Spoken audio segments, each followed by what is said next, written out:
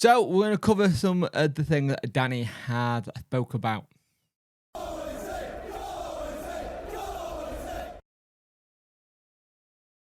Hello and welcome to the video. You could like, share and subscribe to the channel. I much appreciate it. Liking helps the algorithm, sharing gets in front of people's faces, and subscribing lets me know you like the channel. Hit that notification bell to let you know when video go live. I will much appreciate it. So Sheffield Wednesday have got the situation of right now that we really need to get the transfer market going. If we can get the transfer market going really quickly, that'd be great, just to finish off the last little bits. Now, Danny has said that in one sense, the market really starts opening now. And I kind of understand what he means, because this is where you can get all your loan players in from the Prem. And if you're thinking it in terms of a Premier League situation, you start getting teams who know what they want to get out the squad. They know who they want to go out on loan. You start seeing the kind of little thing where it really starts to go properly. The market opens up when the Premier League starts, because there's some players recognise they're not starting players in the squad, and that there's a difference of views, and of course some opponents open up. I think it's important to understand that our players we want to bring in now are not squad players. We want impact players. And every club, every manager wants to sign an impact player on a permanent. But we know that we're not always possible. So then loan becomes a good option.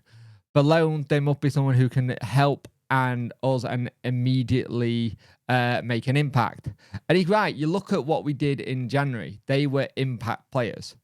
Ugbo, Pervader, apart from possibly, say, Beadle, they were impact players. That's what they were. And it's interesting to know that's the case. But he's also gone on to say at the same time, he's not willing to just bring anyone in. He wants it to be the right move for Wednesday. It's got to be the right move for the club. It's got to be the right move for the player who comes in net, which is interesting.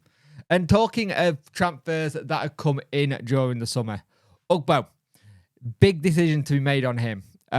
Grimsby, we've got tomorrow night doing a watch along. Please come join me at 7 p.m. Debrief on Leeds tonight as well is at 6 p.m, not 7 p.m. I'm having to go a bit earlier.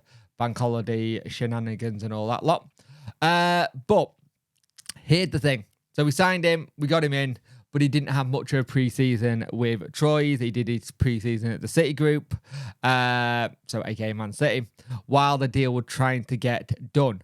Now, he hasn't started him yet, and maybe, again, Grimsby is a good challenge. I think that's a good idea to start him, to see what we can get out of him, get him playing from the start of the game instead of like coming on as a half-time sub.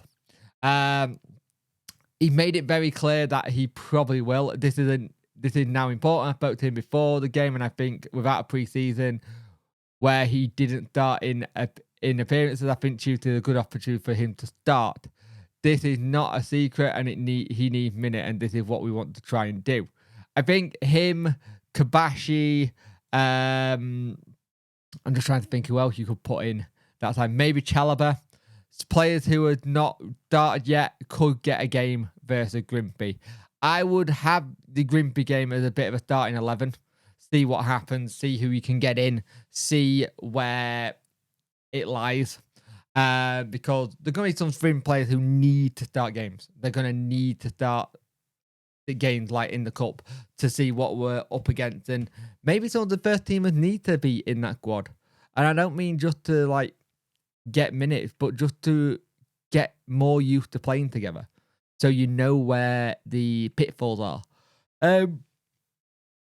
It'll be interesting. It'll be interesting to see what he sets up for Grimsby. I am intrigued about that one, because one of the things that I'm really wanting to see us turn up, but at the same time, you've got the thing here, a win against Grimsby, it won't be like, oh, we're back. We are going against Championship versus League 2. So I think it makes a lot of sense to go, let's see what we can do. Hopefully get minutes into people's legs and then move on to Millwall. Millwall will be a difficult task at the weekend, though, because I generally think they'll be looking for their first win. And they'll see some of the things that we've had happen to us, and they might try and take advantage of that.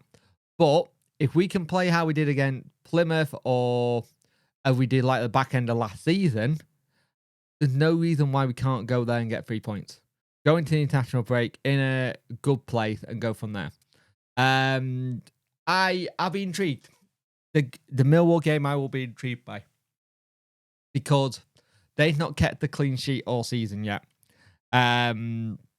So, no, they did. Sorry, I tell a lie. They kept the clean sheet at Hull. They did keep a clean sheet. They kept the clean sheet at Hull. I apologise. I made a mistake.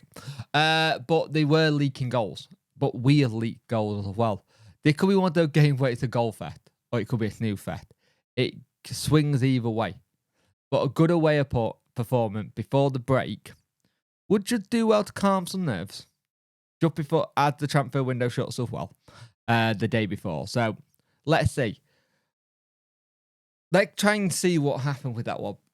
I'll do a preview as I always do on that one. But, hey, Danny's comments have all been quite interesting. It shows you where his head's at and where we're at as a club and a team. So, it's interesting. Ugbo minutes, getting the right impact players in, and different challenges to the two teams we faced in the last 2 weeks.